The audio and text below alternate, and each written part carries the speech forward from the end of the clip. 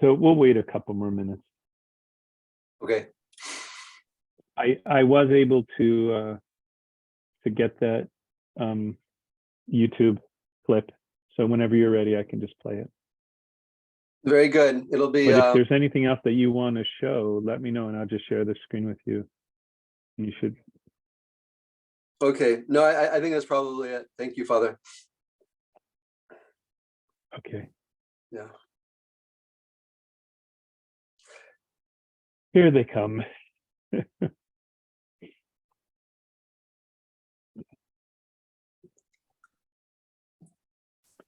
So I was looking, I thought I had a CV for you earlier. I thought maybe you had sent me something when you were applying for the St. T composition. I couldn't find it, just to kind of give a little bit more of your background. I'll give a stab at it and just fill in the holes. Sure. I'll start with you. You're being the unfortunate recipient of our very old Subaru in Chicago. It's a good place to start. Yeah. Many years ago. Boy. Yeah, we left there in 86. It was no 96. We left in 96. 96. Yeah. 96. No, it had to be, wait. Yes, No, yes, because I was ordained there 91 and yeah, that's right. Okay, well, let's get started. We might expect 3 or 4 more up and on, who knows, as we go along. So, but yeah, allow me to just offer something from the great comp line.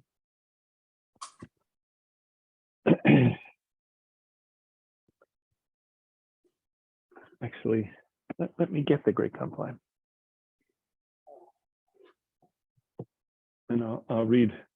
There's a lovely prayer right in the middle of it that I think touches a little bit on some of what our topic is tonight.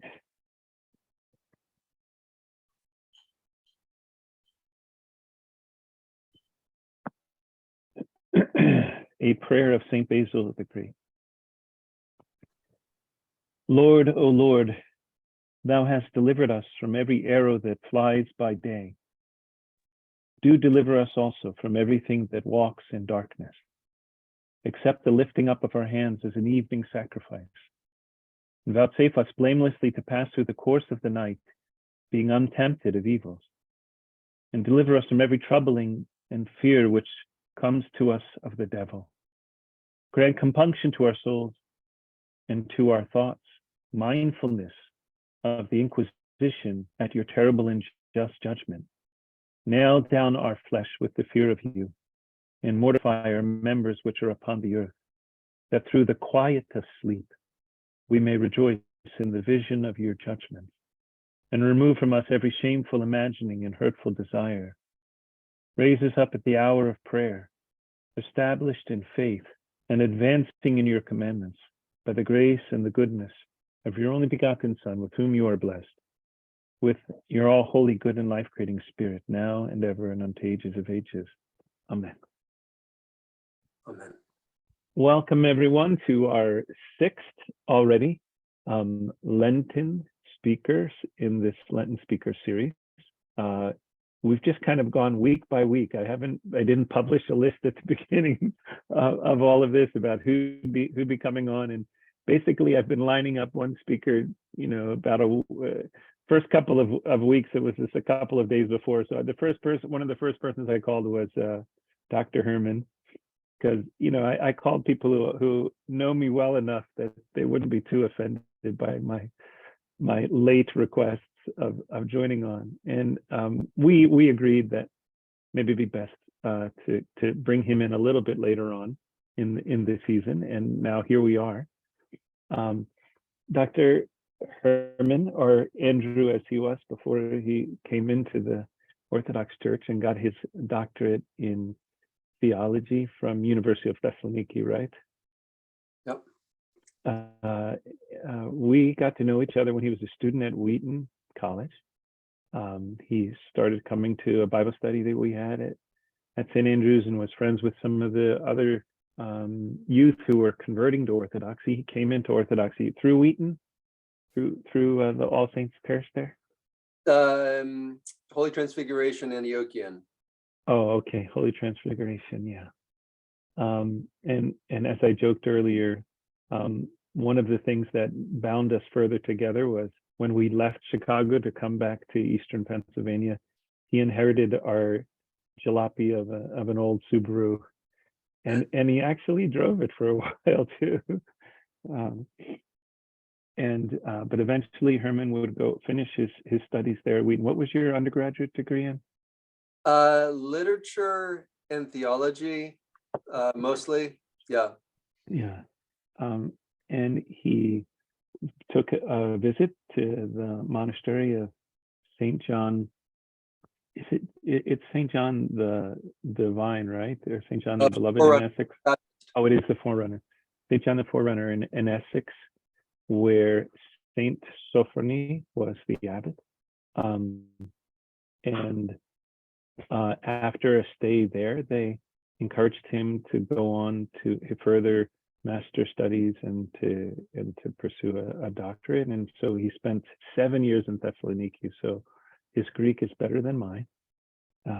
He defended his dissertation, which was on what? It was in dogmatic theology, but a more comparative theology. The title was right. The theological anthropology and cosmology of C.S. Lewis, an Orthodox patristic evaluation. Yeah. And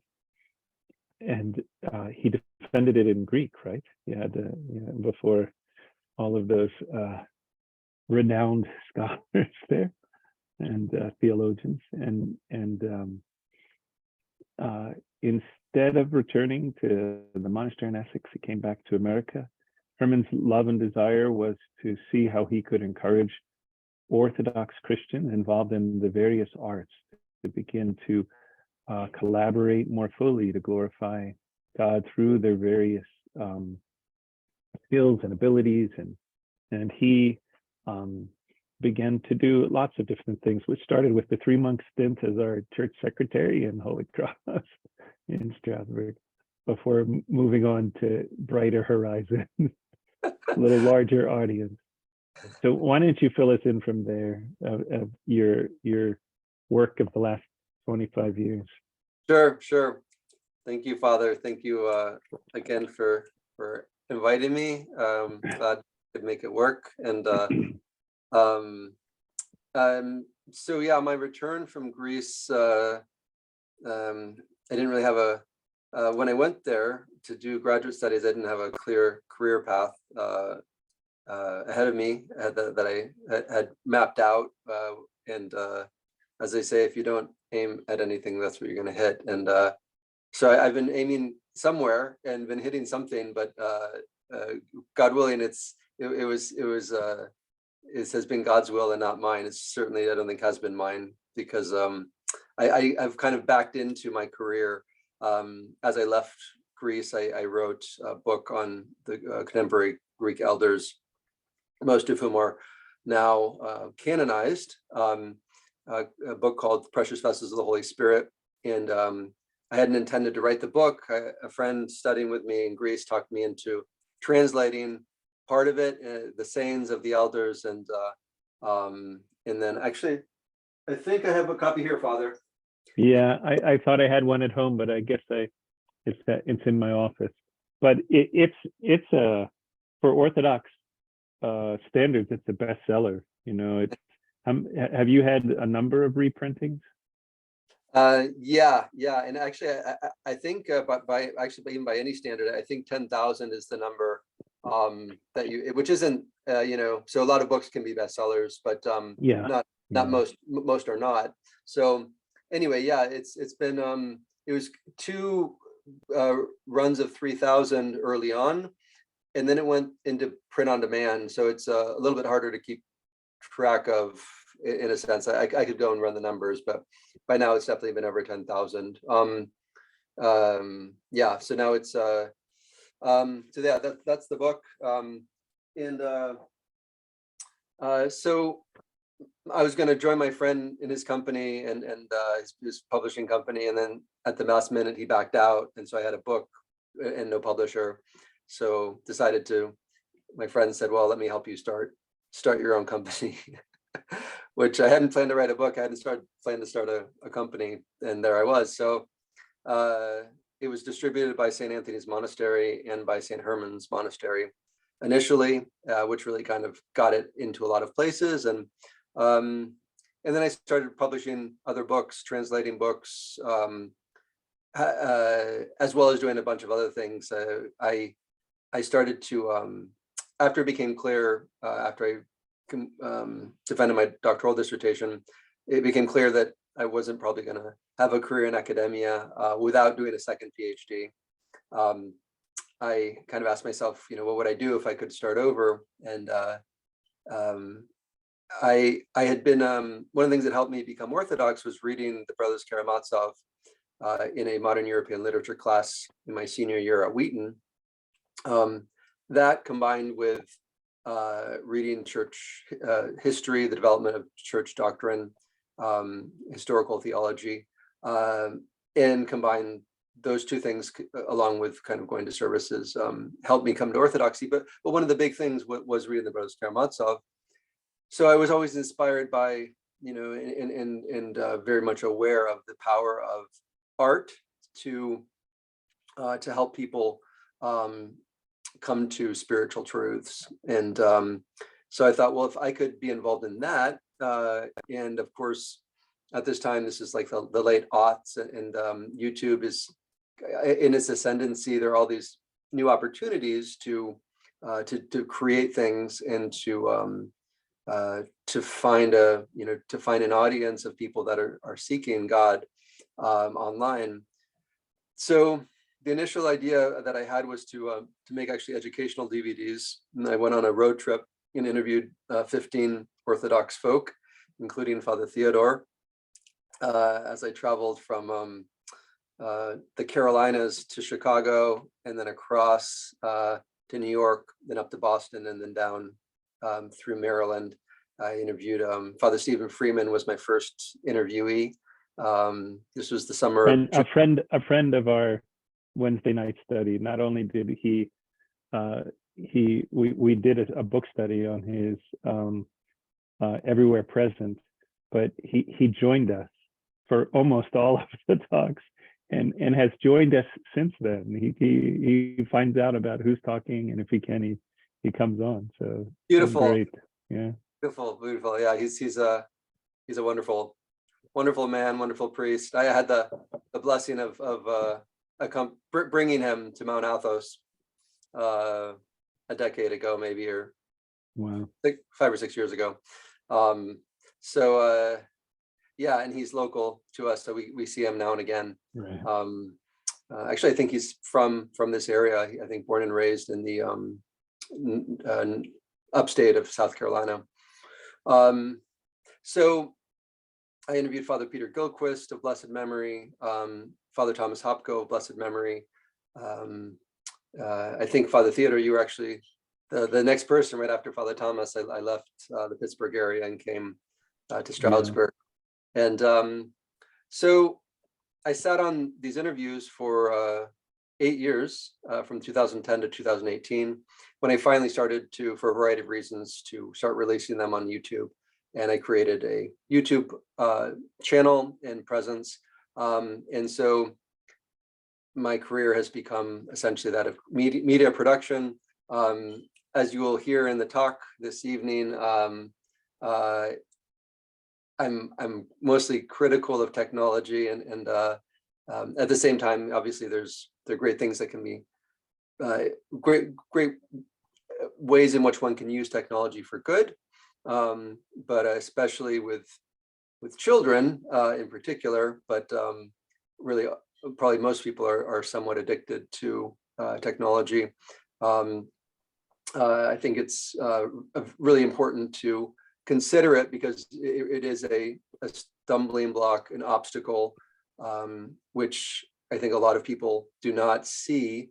It's hiding in plain sight, and we don't appreciate the remarkable influence it has on the way we view the world, human relationships, and certainly our relationship to God and to the church. So, so that's my, in a lot of ways, my dissertation was, the reason I wanted to look at C.S. Lewis was that he has been such an apologist for Christianity, but not only Christianity, but also of a worldview, kind of a medieval, older way of looking at the world, that helps people get oriented back towards God. And of course, he was writing 50, 60, 70 years ago, and things have gotten substantially worse. And so, did you want to say something, Father? Yeah, if I might just kind of conclude our rather extended introduction for you by saying that another reason that we might say Herman hasn't been discovered yet by one of the universities, and particularly the theological schools. Herman has given a good portion of his life to caring for his parents, his elderly parents. He lost his father, is it 2 years ago now? 2.5, yeah. 2.5 years ago, and he still cares for his mom. And when I say care, I mean he has basically been the main caregiver for them over the majority of the time when they could no longer care for themselves. So over a decade or 15 years at least. And it's just a very noble, quiet, it doesn't in any way stick out. And not even if you write an application for a position, or you look at his CV. But yeah, I think it's one of his great accomplishments in his life thus far. And what a wonderful example. And he is a man with a great heart. So we're all ears. We'll let you continue. Thank you, Father. Thank you. Yes, well, actually, that is something that I do want to write about as well, because I was telling Father earlier in an earlier conversation earlier this week that I want to start a new YouTube channel, which will be focused on a lot of topics, such as caregiving, different ways in which our society has changed in the last 100+ years, largely for the worse, especially when it comes to interpersonal relations, strong communities, and so on. And we've created these institutions to deal with people, and it's good to have a safety net. But what happens is the safety net becomes the norm, and then people don't get used to having to take care of people, and it's a social problem. It's also a spiritual problem, and so I think it's an important thing for people to be confronted with. I wrote a paper on community and the need for developing stronger communities, and that's not the topic tonight. I did actually present a paper at St. Tikhon's on this topic, and that will actually, I think, be available in the next few months. They're going to be, Dr. David Ford said he's going to start releasing them online. So if you're interested in my paper on community, it'll be available in about a month, I think. The talk that I'm going to give tonight is something, it's related. It's kind of all these things are connected, where I look at technology kind of more directly in light of what we believe as Orthodox Christians about humans, what the purpose of human life is, and the ways in which technology causes us lots of problems. So I'm going to, I probably could have done this a little bit more extemporaneously, but I am going to go ahead and read it. I'm going to try to break it into 2 sections, and after each one, if there's any questions or comments, we can have a discussion. And then at the end, there's a book by Dr. Jean-Claude Larcher called New Media Epidemic, which is a very, very good book on this topic. It was published by Jordanville, the Holy Trinity Monastery. That I have at home. There it is. Yeah. So I'll read a little bit from the last chapter where he talks about kind of some suggestions. So that'll be the technology and the Lent part at the end. And so yeah, so let's just do that. So when my friend Patrick asked me to give a talk for a new endeavor he's working on, he asked me for a topic I'd like to discuss.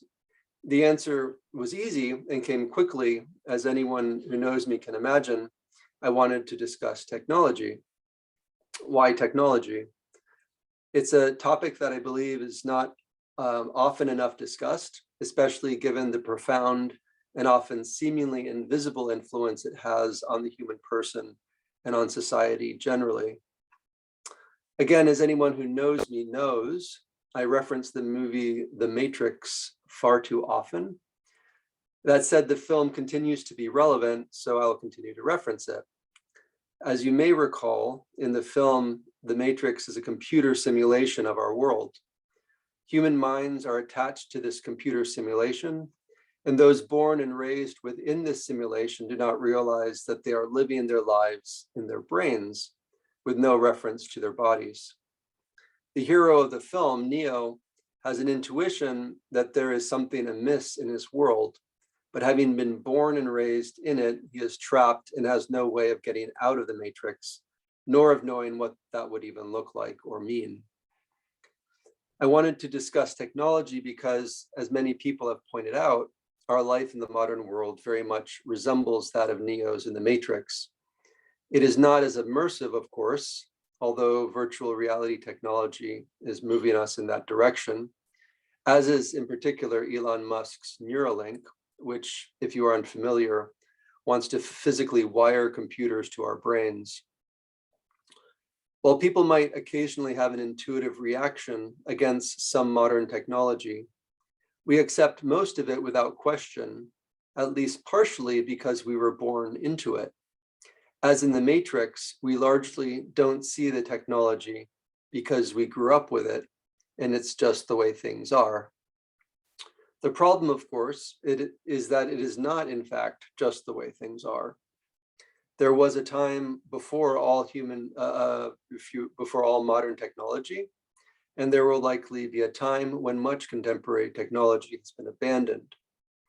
That said, at least on the biological level, there are things that are just the way things are. Most physical laws, for example, as well as, I would argue, basic human nature. Many in the modern world, futurists, transhumanists, and others, believe that using technology, humanity can evolve beyond physical laws and human nature as we now understand it. At the other end of the spectrum, and on the fringes, there are native peoples who continue to ignore most modern technology, as well as groups such as the Amish, who adopt technology based on strict criteria. Before going too deep down the rabbit hole, however, we should discuss some basic concepts. What is technology? And then, to quote Wendell Berry, what are people for? So what is technology? Here's a definition that I borrowed from Wikipedia. Technologies are artifacts made through a systematic application of knowledge and used to reach practical goals. They are widely used in medicine, science, industry, communication, transportation, and daily life. Technologies include physical objects like utensils or machines, as well as intangible tools like software. To go a bit deeper in our definition, we could look at how Jacques Ellul, the great French Catholic sociologist, defines what he calls technique, which is the foundation of technological development, in his 1964 book, The Technological Society.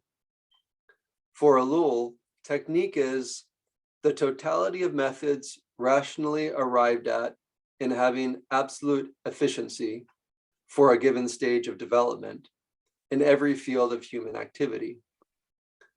For Ellul, it is not so much technology that is the problem, but the soulless spirit of efficiency and so-called progress that creates the technology. As far as definitions go, the main thing to understand about technology is that it is an incredibly broad term. That is to say, there is no aspect of our lives that is unaffected by technology. From the language that we use to the food that we eat, from the materials that most of our houses are made of, to the way in which we interact with our environment, no aspect of human life is unaffected by technology.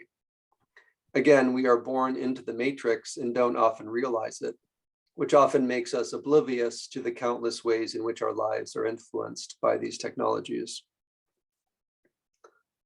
Of course, one might ask, does it really matter? The influence that most technologies have on our life are beyond our control anyway. So what difference does it make if we realize that they are there? This question sets up the next section where we'll look at philosophical and theological anthropology. But a quick answer would focus on whether or not one believes that humans have free will. If you believe that humans don't have free will, then in practical terms, the influence of technology on humans is largely irrelevant. If, however, you believe that humans do have free will, then the answer becomes obvious. The fewer factors limiting human freedom, the better. And the first step to liberating oneself from the technologies that influence your life is to learn to recognize their existence and the influence that they have. As Ellul points out, the tendency of technology is towards becoming a totalizing force, which overcomes any person's free will. Modern technology has become a total phenomenon for civilization, the defining force of a new social order in which efficiency is no longer an option, but a necessity imposed on all human activity.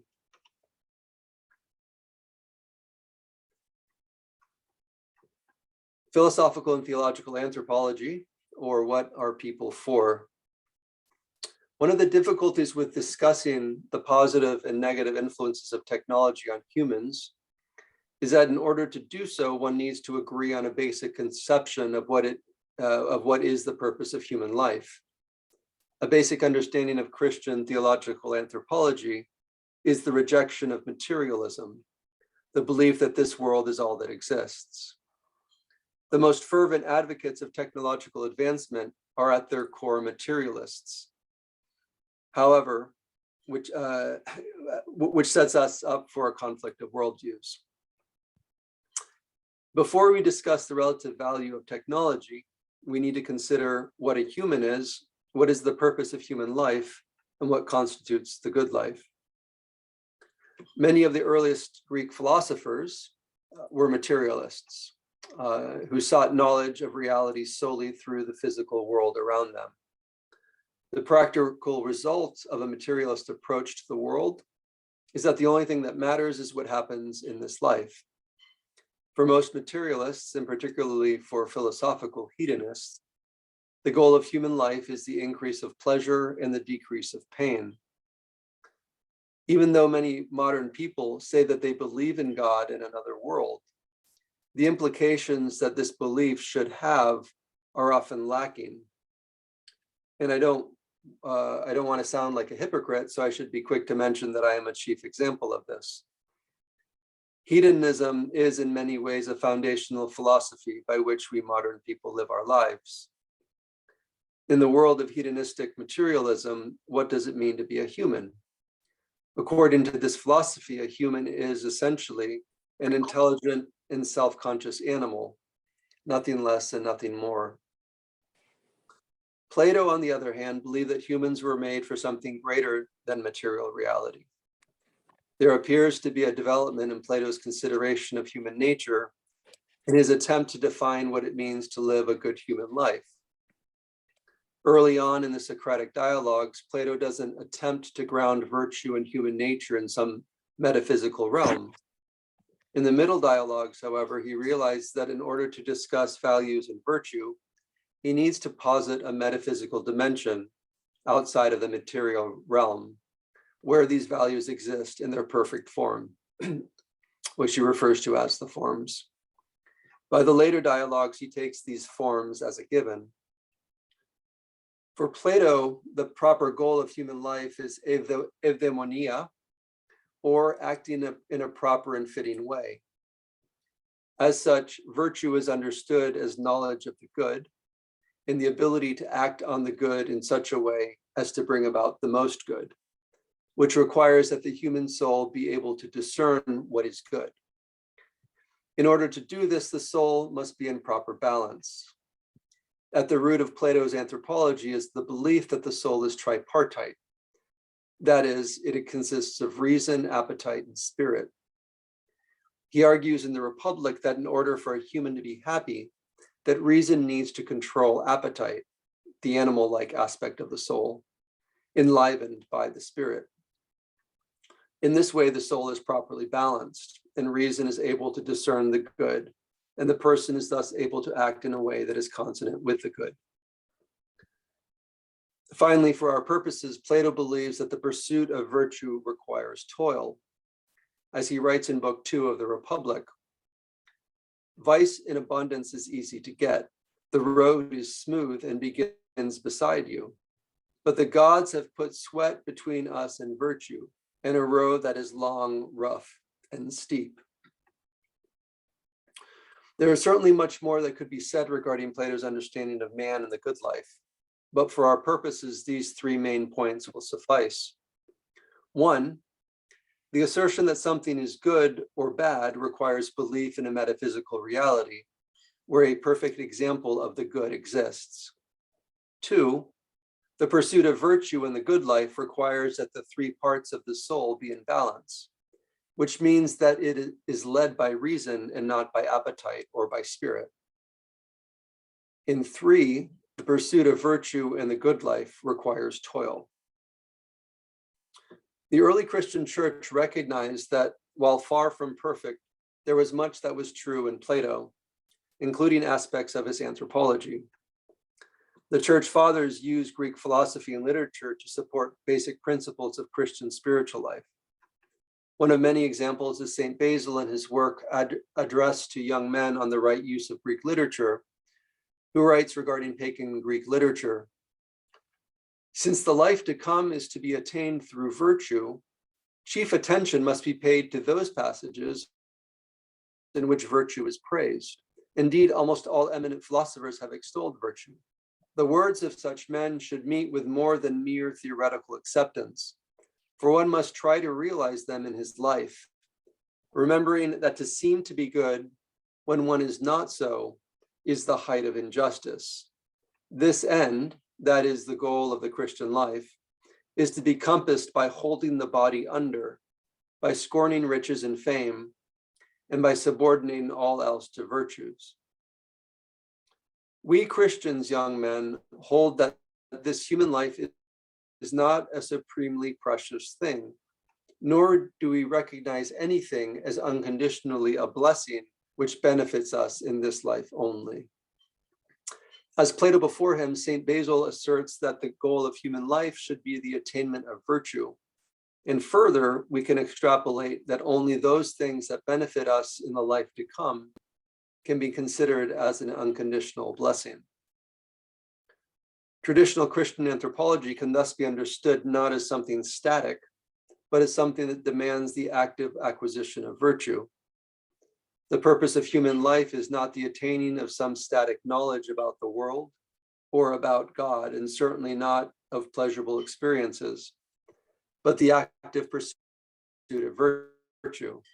From the creation account in Genesis, we learn that man was created in the image and likeness of God, The image is interpreted by the church fathers as something that all humans share, and the likeness as something that humans must strive to attain. This striving again suggests an active dimension to what it means to be truly human, according to the Christian tradition. This striving, furthermore, is an eternal one, as described by St. Gregory of Nyssa in his commentary on the Song of Songs. A spiritual nature has two aspects. First, the uncreated creator of beings always remains what it is. In always being itself, it does not admit an increase or diminution with respect to the good. The second aspect comes into existence through creation and always looks back to its first cause. By participation in the transcendent, it continually remains stable in the good. In a certain sense, it is always being created, while ever changing for the better in its growth and perfection. The apostles' words are thus verified. The stretching out or tension, epektasis, to what lies before is related to forgetfulness of earlier accomplishments. Philippians 3:13. The good which is superior to the one already attained holds the attention of those participating in it, while not allowing them to look at the past. By enjoying what is more worthy, their memory of inferior things is blotted out. Finally, the ultimate goal of humans is theosis, or union with God. God became man so that he become God, as St. Athanasius of Alexandria famously wrote. In the Christian tradition, the ultimate goal of human life is only fully realized in a reality outside of the one we currently inhabit, even though there are occasions in which that other reality breaks into our reality, as in, for example, Christ's transfiguration on Mount Tabor and the saints' experience of the uncreated light in this life. To summarize, according to traditional Christian anthropology, 1, the goal of human life is the acquisition of virtue. 2, humans were created in the image and likeness of God, which indicates that growth into God is eternal. And 3, this eternal growth into God results in man's ultimate goal, which is theosis, or union with God.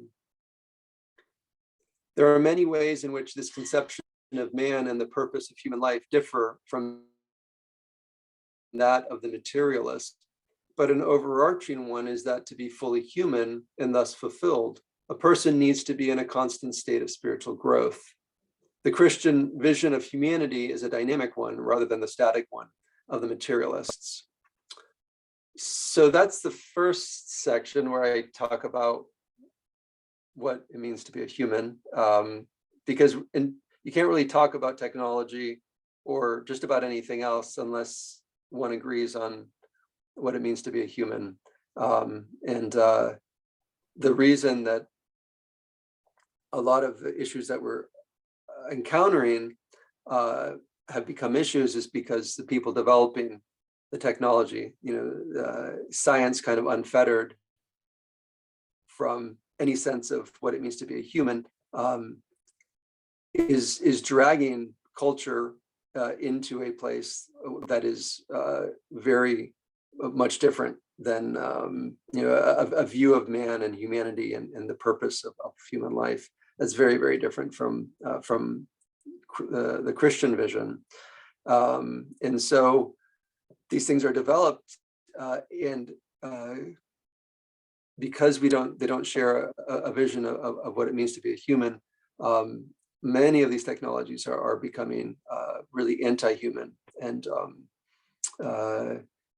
one could look spiritually at them as inspired by demonic energy, because if humans are truly made in the image and likeness of God, and these technologies are keeping humans from being what they were created to be, then we can see that the technology has this dark aspect to it. So the second part I get into more deeply, kind of looking at technology per se. So I don't know if anyone to ask anything or make a comment before we move on.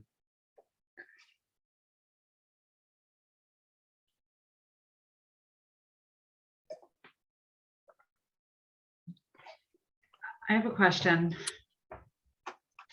Yes. Hi. I've been listening. I just had to do something over here off camera, but wow, I mean, your message is very strong, and it's just, it is in complete opposition to what our society and what the main stream of thought is, right? In our general society, the secularized society that we live in. So I guess the thing that stands strong, at the forefront of my mind is, how do we maintain this resistance to that progression in the wrong direction, like away from God, right? Yep.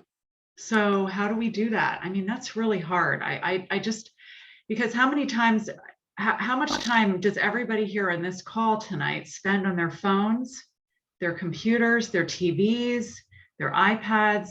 I'm serious. How many hours a day? Well, I'd like here we to are know. right now. Yeah. Well, I want to second what, sorry, I want to second what Nisi is saying, and just about doing business. In addition to that, like you almost can't even you really can't do business without technology these days. Right. Or There's go no to way, because school. other people get to others faster. It's a competition. Right? Father, sorry, what were you going to say? I said, or go to school. Yeah. You can't get an education without being not just plugged in, but having the latest of the technology to just be able to participate in your studies and so forth. But don't we also hide behind that excuse? We say that we need all that, and yet, we're kind of hiding behind that as an excuse to stay on technology. There are plenty of people in the world that don't have the technology and get along just fine. Yeah, I'm sure. I wouldn't miss it. I mean, this is, we live in, a very, very wealthy country, and everyone around us is doing the same things. And as I mentioned, Dr. Larcher's book is very good, and he talks about the social pressures. And at the very end, we'll kind of go into some of the suggestions that he had for Mitigating. unplugging. I mean, but really it is like, you just have to unplug. And one of the things that he encourages is for bishops to add social media to the fasting regulations of the church. Obviously, people can do whatever they want, even with fasting. That's up to the individual, but at very least, the church, it probably would behoove the church to pastorally to encourage the faithful to take this really, really seriously. And his focus, like I kind of referred to a little bit earlier, is one of his strongest emphases is on children, and he notes how people like Steve Jobs, wouldn't let his kids touch iPads or iPhones, and that's true of most of the people in Silicon Valley. They know that it's addictive, and they know that children should not be touching these things until they're already developed and have a healthy relationship with the physical world. So it requires a great deal of wisdom, I think, discernment, and then resolve. And I start by talking about the matrix because so many of these things are invisible to most people. Like I said, we're born into this virtual reality. Even someone that I've interviewed and I read often is a guy named Paul Kingsnorth. He's a recent convert to Orthodoxy, and he had an article about kind of walking into a supermarket and how he had kind of an existential crisis. One time he just kind of realized, it's a very plastic environment, and it's very fake. And but we're totally used to it. We go ever since we were, kids. I mean, it's just like, it's normal to us that this is where we go to get our food. But if you zoom out and you look historically, like many of the things we take for granted, we spend all our lives in created environments, or a large part of it anyway. Even the physical environments are are plastic in many ways. We don't know the people who built the houses that we live in, and we don't know about the materials, and we don't have a relationship with them in this way that someone from an earlier time, certainly the time of the scriptures and the church fathers, and many of the ways in which they lived, the environments that they lived in are very, very different than you'd have to go to Africa or poor parts of the world to begin to kind of appreciate the shift that we've had that's been made. And anyway, did anyone else want to say anything else? I think, Herman, we want to go forward because unfortunately we're going to have a hard stop right at 8:30 tonight. I have another meeting, our Effective Christian Ministry team. So good. All right. Well, there should still be some more time to continue, and this kind of question does get touched on again. So how to deal with it. So hopefully, at least you'll walk away with questions to ponder and conversations to have at coffee hour. And then also, if I'll put a plug in, a shameless plug. If you haven't already subscribed to my YouTube channel, please do so. My website is protectingveil.com. I have a newsletter there. Just by way of, if you're interested in these things in particular, I'm gonna, God willing, start a new channel really focusing on these kind of topics. So there'll be some theology there, but it'll also be very practical things, because I feel like a lot of this stuff is kind of almost like a pre-catechism. Like, in order to come into orthodoxy properly, in order to have a spiritual life, you have to realize the ways in which your daily life creates obstacles for you in that endeavor. So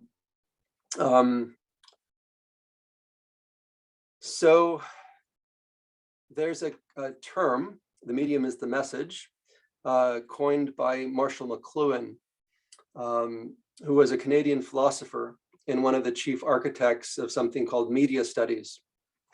In essence, media studies looks at what kinds of effects different types of media, so like printed matter, radio, television, the internet, etc., has had and continues to have on humans and society at large. In many ways, McLuhan's phrase summarizes the essence of this study. It is the medium itself that should be one of our chief concerns, and that ultimately has the greatest influence, rather than the message that the medium is conveying. We'll return to this point in a minute, but first let's look at an ancient example of what McLuhan is referring to. Because although media studies developed officially in the 1970s, it is simply the most recent manifestations of a critical viewpoint that is much older. Good intentions, bad results is the name of this next section. Humans, it would seem, have been discussing the question of the relative value of technology for a very long time. In Phaedrus, Plato tells the story of Thamus, the king of a city in Upper Egypt. As Socrates recounts the story to his friend Phaedrus, he comments on the invention of writing by the Egyptian god Thuth, who wants King Thamus to disperse Thuth's invention to the Egyptians. Thuth suggests that his discovery of writing will be an aid for the memory, but Thamus argues that its true effects are likely to be the exact opposite. Thamus argues that that writing is an aid for reminding rather than remembering. Worse, recalling knowledge from the written word rather than from memory will give the appearance of, but not the reality of, wisdom. Each future generation will read much without being properly taught, and will appear wise without actually being so. In many ways, the search engine and the smartphone represent the climax of this process, a process that Socrates warned about thousands of years ago. The true climax, or rather the complete end, will come, of course, if and when humans connect their minds to the internet, again, using something like Elon Musk's Neuralink technology. So to return to McLuhan's point, if we take Socrates' example, the new technology of writing was invented for a certain purpose, but as he points out, it has unintended consequences. And as McLuhan would point out, it contains an invisible but disruptive value system. Among other things, the new value system, one, values breadth of knowledge through reading rather than depth of knowledge through memorization, the oral tradition, and by literally taking knowledge to heart. Two, it values individual knowledge over corporate knowledge. And three, it empowers the individual to have a sense of wisdom that is both false as well as devoid of any social responsibility. This law of unintended consequences is one that has accompanied the development of technology from the very beginning. But does it matter that there are unintended consequences? Couldn't it be argued that the positives of a new technology outweigh its negatives? This is, of course, the common wisdom. I would argue that it is not so much that we accept the unintended consequences of new technologies, but that we expect them and almost universally accept them without much thought because of the apparent benefits that new technology offers. This differs, of course, depending on how invasive a specific technology is, and each person will have a somewhat different experience. But as a whole, modern society accepts new technologies with open arms, not taking into consideration what unintended consequences they may have. And for those few that do have reservations about new technologies, any doubts are generally squashed by what seems like the inevitability of its mass adoption. There were many who did not welcome the arrival of the internet, but what could they do to stop its arrival and victory? To give you a sense of how far down the rabbit hole our society has gone, I'd like to take a look at Joe Rogan's interview with Elon Musk, where they discuss artificial intelligence and how to deal with what many regard as an inevitability, the singularity, which will happen when AI attains self-consciousness. And Father, I might even, just for the sake of time, I might just, I guess it doesn't make, it's about 2 minutes, so it's probably worth, maybe it's worth playing. Is it easy? Okay. Yeah, it is.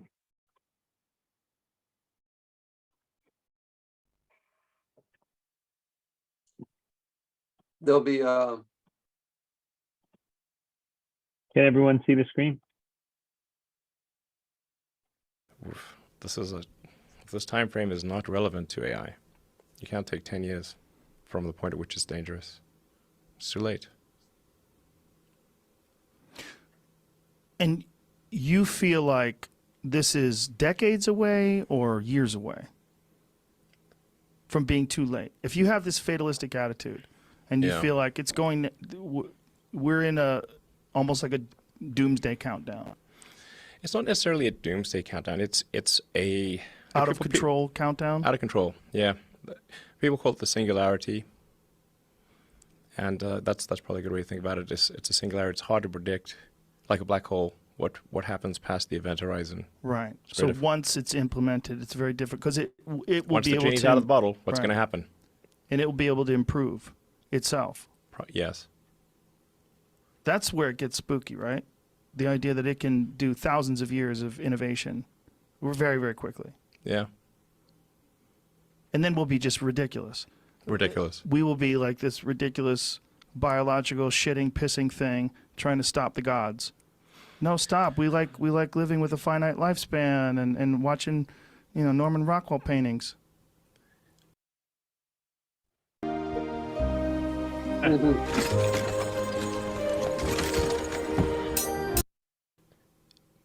It could be terrible, and it could be great. It's not clear. Right. But one thing is for sure, we will not control it. Do you think that it's likely that we will merge somehow or another with this sort of technology and it'll augment what we are now? Or do you think it will replace us? Well, that's the scenario. The merge scenario with AI is the one that seems like probably the best. Like for us. Yes. Like if you can't beat it, join it. That's Yeah. So from a long-term existential standpoint, that's like the purpose of Neuralink, is to create a high bandwidth interface to the brain such that we can be symbiotic with AI. Because we have a bandwidth problem. You just can't communicate through your fingers. It's too slow. Thank you. So yeah, when I saw that, I was kind of I was struck by that this was the solution that they came up with. It wasn't like maybe we should rethink everything, and it was well this is just the way it is. And AI, obviously it's in our computers, and you can turn off a computer if you want to, if there's the willpower to do it, and you have the right vision of what it means to be a human. But it's just crazy. Obviously, I mean, I'm sure I'm preaching to the choir, but the things that are on the horizon and that are being developed are definitely concerning. So yeah, the remarkable thing is that Joe Rogan doesn't offer any pushback, as though the idea of connecting all of humanity to computers is a given, a necessity, and the best path forward. Perhaps these are simply two lunatics that don't represent the spirit of the age, but given their popularity and influence, it's hard to believe that this is the case. So if McLuhan is correct and the medium is the message, what would this mean for the world we currently live in and the world that appears to be coming? So I wanted to look at a couple of technologies in light of the way that McLuhan looks at medium, and ask the question, for example, what is the message of the internet? And you can really do this kind of with any technology to kind of look at what value system does it have. So the internet, the existence and the way the internet works, it suggests that the human mind is more important than the human body. The internet doesn't really have a use for the body. It's all about ideas and passing ideas around. It suggests that technology should replace traditional institutions as the fabric of society. So social networks online become more valuable than real relationships offline. Again, because it doesn't have any use for the body. Humans are isolated individuals that value virtual interactions with people over physical interactions with people. Life can and should be lived in a disincarnate way. Information is power, but information is also, in a sense, made irrelevant. The internet democratizes knowledge, and we cannot process the deluge of information that we daily receive. So again, these are, obviously the internet isn't a living entity in a sense, but the technology in our use of it affects the way that we view what is valuable and what it means to be a human. So then I thought we could look at Neuralink and ask, what is the message of Neuralink? So here are a few ideas. One is that perhaps the main goal of human society is to improve nature. Thus, there is no meaningful conception of a good creator God who created humans for a specific purpose that transcends this world. 2, humans are essentially machines and as such need to be upgraded or risk becoming irrelevant and unnecessary. 3, yeah, like Elon Musk said, our problem is just we don't have nearly enough bandwidth. he's it's like he's like talks like a robot. It's and so anyway, he's an interesting character. I've often said that if there's a James Bond movie, he would definitely be the villain, and if it's the end of the world, he probably is going to play some role. Another idea is that the body is an unnecessary encumbrance that needs to be superseded. It's the mind that matters. And 4, human life consists of the acquisition of as many positive experiences as possible, which requires that the physical world of death and pain be superseded through living life in a perfect computer simulation. So this example of Neuralink raises a question, however, is Neuralink a medium? In one of his seminal works, Understanding Media, the Extensions of Man, McLuhan argues that technology acts as a medium without any content. He posits the example of the light bulb, which does not have content, but that has a social effect, the creation of social spaces in an otherwise darkened night world. This is why he argues that technology is not agnostic as regards value. It is not only how one uses technology that matters, but it is the subliminal messages and values that technology brings with it, and its effect, intended or unintended, on humans and society. That should be one of our chief concerns. So why does it matter? The persistent question returns, however, and it's important to consider, even if new technologies, 1, have negative unintended consequences, and 2, somewhat curtail our personal freedom, etc., aren't these small prices to pay for the incredible advances in the fields of health, the alleviation of human suffering, and so on? It is true that modern science and its technological advancements have contributed greatly to the improved material condition of humans, to the alleviation of suffering, etc., and these realities shouldn't be undervalued. The question arises, however, as to where does one draw the line when it comes to technology? Technology has certainly alleviated much suffering, but it has also enabled incredible suffering, destruction, and death. If all technology is acceptable as good in and of itself, as many futurists believe it should be, the value of human life will continue to be compromised, as materialism regards humans as simply intelligent animals, with no substantially greater intrinsic worth than any other part of nature.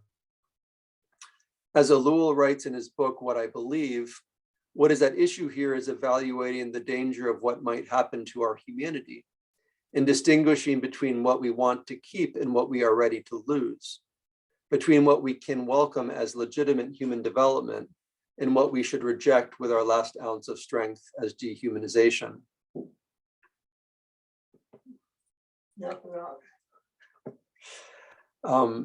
At least from the perspective of traditional Christianity, I think it can be argued that the criteria for the adoption of technology is its effect on the spiritual life.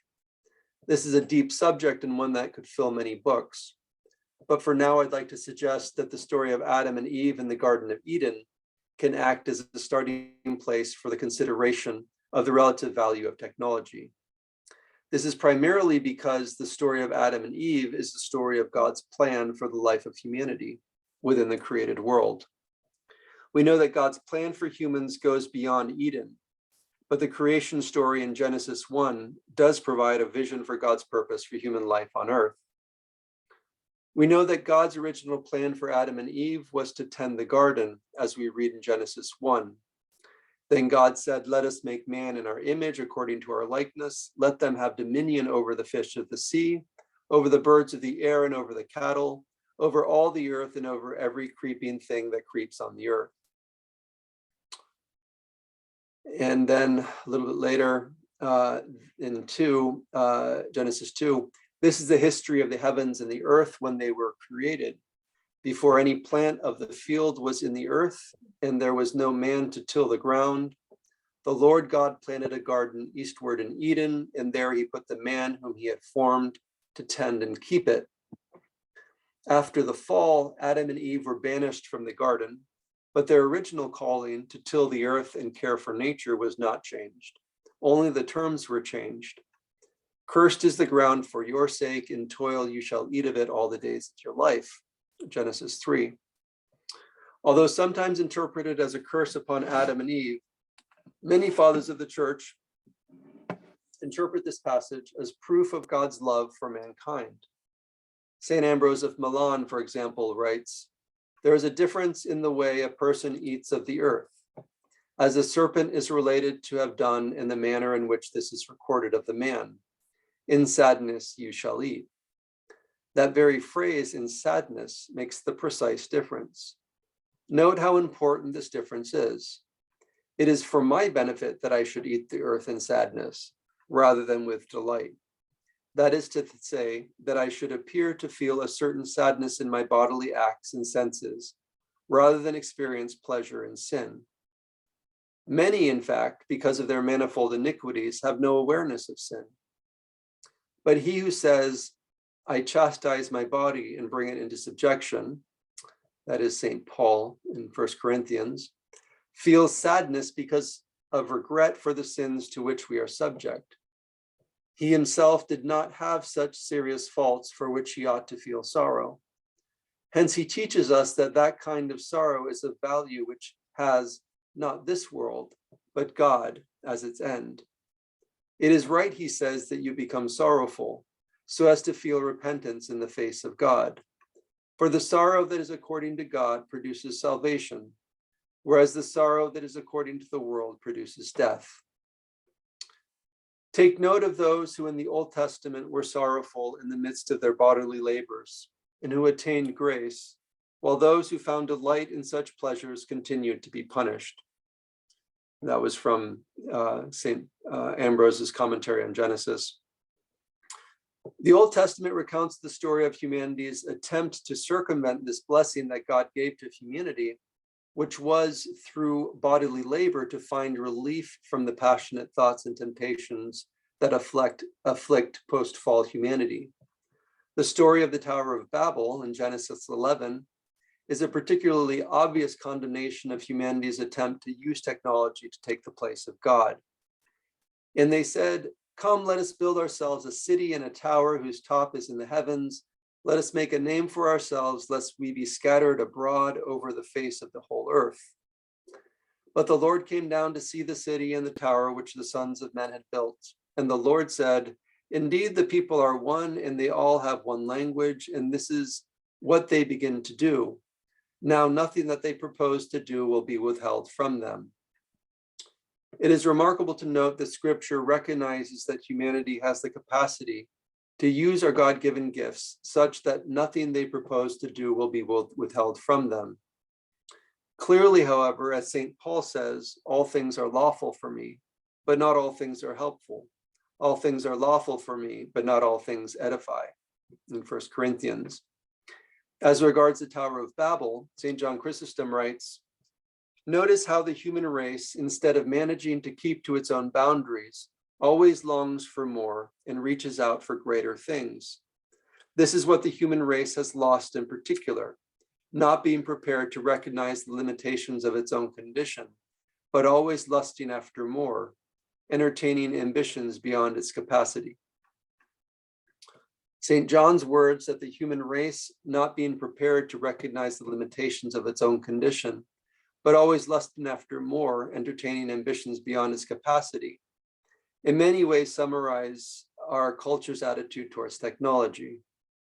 If, as St. Basil says, the goal of the Christian life is to be compassed by holding the body under, by scorning riches and fame, and by subordinating all else to virtue, and if the acquisition of virtue entails embracing the life of sweat, toil, and sorrow that Adam and Eve experienced on being banished from Eden, then we have some basic criteria for judging the value of technology. If technology helps us pursue virtue, then it is a friend. If it gets in the way of pursuing virtue, then it is an enemy. It would seem then that the relative virtue of a technology is unique to each person. After his spiritual father, St. Silouan, reposed, St. Sophrony got the blessing from his monastery to live in a cave. When St. Sophrony first arrived on Mount Athos, he needed the comforts afforded by the technology used at the monastery, such as a proper bed, warmth, a room in a building with a roof, etc., as he began his spiritual struggle in the monastery. By the time St. Silouan passed, however, St. Sophrony felt that life in the monastery, for a variety of reasons, was hindering his spiritual growth, so he moved into a cave. Again, as St. Paul said, all things are lawful for me, but not all things are helpful.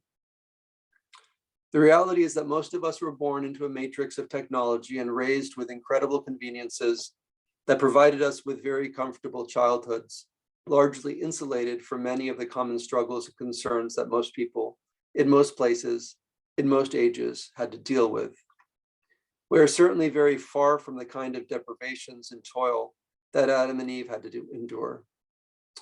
That said, despite all of our comforts, people appear to be more anxious and depressed than ever. We have abandoned the toil and struggle that Adam and Eve were given for their and our salvation, and which resulted in their release from the anxiety that develops from a mind full of temptations and worries. Because we were born into this matrix, however, trying to escape from it is particularly challenging. The reality is that spiritual growth and change takes time. It needs to be embraced with wisdom. From the earliest days of Christianity, spiritual fathers have warned that zeal not according to knowledge usually leads to bad places. It is important to recognize and be honest about the reality of our situation, the poverty of our souls, and thus realize the need to embrace the toil of Adam and Eve according to our capacity. As with St. Sophrony, and as really with any athlete, this capacity grows the more we struggle. So that's the end of the paper that I presented. As I mentioned, I revisited Dr. Larcher's book, and maybe I'll try to just go through a couple of things and then leave a few minutes at the end.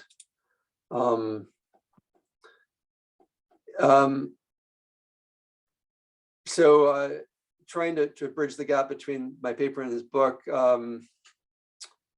At the end, the chapter 13 in the book, he talks about, he suggests some, different, has some ideas for addressing some of these things. The title of the talk, this evening is Technology and Lent, and I think a strong argument can be made that it should definitely go beyond Lent and the kind of thing that we could massively change the way we view the world and the way we live. Certainly a good place to start is, like I mentioned before, using the fasting periods of the church as a way to begin to pull back.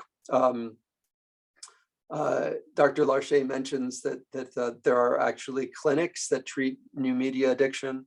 This is kind of worst case scenario, that psychotherapy is used for most of us, most people. Probably less dramatic interventions are necessary. He talks about retreats that one can take with intentional periods of cutting off technology. It's important when you're looking at a problem to look at what is like the source of the problem, and ultimately, of course, this is an existential crisis of meaning, it's also he talks about how once you go into this space, it's a little bit disorienting, and so one can spend hours going through YouTube videos or binging on different things without you go for one reason, and so trying to be aware of the temptation. It really is like a drug, and once you get into it, there are things the social media companies have developed to keep you there. And there's a what's it called? A documentary. I think it's a Netflix documentary on this. There's a organization in Silicon Valley dedicated to kind of fighting against the addictive qualities that social media companies have used. If I can think of the title of the documentary, it's worth watching. There's a term called rewilding. There are a couple of different meanings of it, and also there's something called the slow movement, which I'd heard of, but I hadn't really looked at too closely until I was working on this. It's worth checking out at Wikipedia. It's quite an extensive page. It kind of gets into almost every aspect of human life, actually, and it's a movement started 40 years ago or so, I think, by an Italian who they were bringing a McDonald's to his town, and he said, no, like, we don't need fast food. We need to have slow food. And so a movement to push back, to against the speed,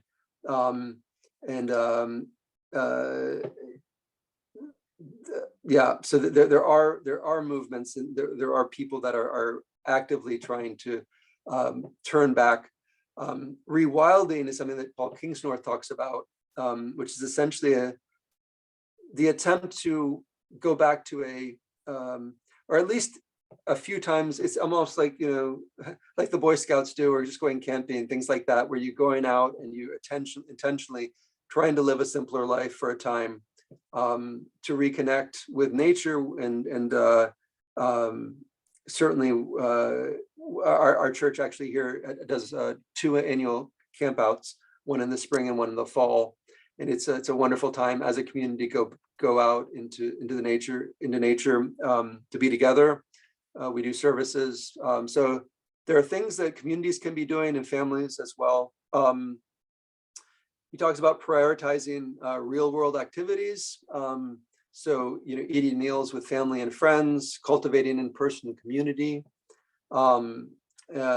recognizing that's friendships online are comparatively superficial.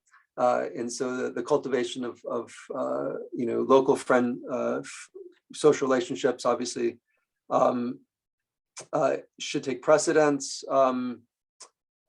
Asking questions about what is truly necessary, is there are some people, certainly it's not as simple. We could go on for a few days probably talking about these things, but for most people, probably Facebook and Twitter and so on is a luxury. It is akin to watching a movie or something. It's a leisure activity as opposed to a professional activity. So then you can ask, is it really important? And are there things, and certainly as Christians, especially during Lent, there certainly are things that we could be doing more of: praying, visiting the sick, the elderly, and certainly being in church, spiritual reading, and so on. And if we aren't doing those things, but we're spending lots of time on social media, then that's definitely a question. So some of the suggestions he had was to limit the times of each, maybe to 1 day. Maybe you access, even email, unless one's business depends on it. Maybe you only access email once or twice a week. The same with social media. So, and then he again focus on really looking at with young children and introducing technology, at as late a point as possible. And then from there, definitely never let children use smartphones, tablets, or whatever in private spaces. Everything should be in public spaces for a limited amount of time. And last thing that I had, there's some programs. There's a program called Cold Turkey for cutting. There's another one called Focus, and a free one called Self Control. Essentially apps that you can download to, I think, the different devices, which lock you out of social media or, maybe news sites or whatever for a certain amount of time. And because the people, we do need tools. Tools can be helpful, put it that way. So I think that's all I have for now. We have 4 minutes if anyone wants to. Forgive me, I'm sorry I went on so long. I would like to ask Dennis, who deals in let's say the corporate aspect of technology in terms of safeguarding and systems. What Dennis, give us just a brief description of the work that you do, and then how you heard Dr. Herman's presentation tonight. Yeah, so no, really good presentation, Doctor. Thank you for that. Yeah, so I think so obviously my role is directly involved in cybersecurity, right? So it's the protection of the technology, right, from a defensive standpoint, usually to make sure that systems are reliable, they're online, and they can take care of people, right? So for a hospital, for example, that's critical, right? Life-saving equipment, sure, lots of application there. Maybe air traffic control, right? Important for transportation. Yeah. I don't know, keeping Facebook and Twitter online. I'm less concerned with that personally, right? Like those are, like you said, luxuries, right? Leisure things. So obviously, you apply that at the right level. And obviously, if you work for a company, obviously, there's rules and policies, right? Hey, you have to do certain things, right? You got to follow kind of the mandate, if you will. But I think more so from a personal lens, I think for me, it's, when you're involved in computers all the time, from a professional standpoint, it does get tough to draw the line from a personal angle, right? To say like, hey, it's whatever, 5 o'clock, 4 o'clock. I just need to step back now because life doesn't continue here. Life continues at home with my family and my loved ones, right? So I think that's tough. And especially if you take that a step further and you work from home, like I do, right? At this point, that's even murkier, right? Because everybody's calling, everybody needs things, right? And before you know it, it's 8 p.m. and you're still doing work stuff. And you're like, hey, I need to disconnect. It's been like 12 hours or what have you, right? So sometimes it's challenging. And I think that given how ingrained society is today, or I guess, reliant and dependent on technology, right? It's something that we probably, I'm guessing, you can't completely eliminate it, but I think you can subdue it, right? And you can, manage it, right, in a way that's healthy and promotes other aspects of one's life and not just on the computer at all times, right? So I know for me personally, hey, I think I've improved in that space because when I started early on in my career, it was all tech, hands-on, probably 24/7, right? So probably not healthy in hindsight. But as you kind of as you grow up and as you figure things out, you're like, okay, well, that's not as important to me as I thought it was, right? I can step away from that. A good example is kind of, like reading a book, right? You have Kindles, right? A Kindle, that's technology, right? You're using to read a book. Well, I could buy a physical book as well and just read it near my fireplace, and that's probably a better experience right there. So Right. That's kind of my perspective. Thank you for sharing. So yeah, I think we do need to wrap up. It's 8:30, but maybe this is just a part one, and outside of the Lenten journey, we bring you back, Herman, and we can discuss more. I'd love to showcase more of all the various wonderful talks with Orthodox theologians and abbots and abbesses of monasteries, and even everyday people, and your talks with Paul North. Kingsnorth, where that's kind of led me to want to look at this a lot more. This topic, he's such a wonderful speaker. So I want to encourage everyone to keep researching, but as we've been guided to tonight, in small doses through the rest of the Lenten period, let's strive to set at least one day a week to be completely unplugged, that we just are outside, we're just with the people around us, that it's an ascetical discipline to separate ourselves from devices, to get some perspective, and to be still enough in a way in our outer world to sense the need to be still in an inner world, and to be reconnected more fully to the Lord. So Herman, you're kind of coming in and out right now. I don't know if that's your computer. Sorry, I'm dealing with an emergency. Okay. That's okay. one of the hazards of working from home. Yeah, these happen.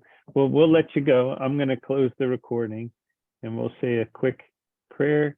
My hope is next week.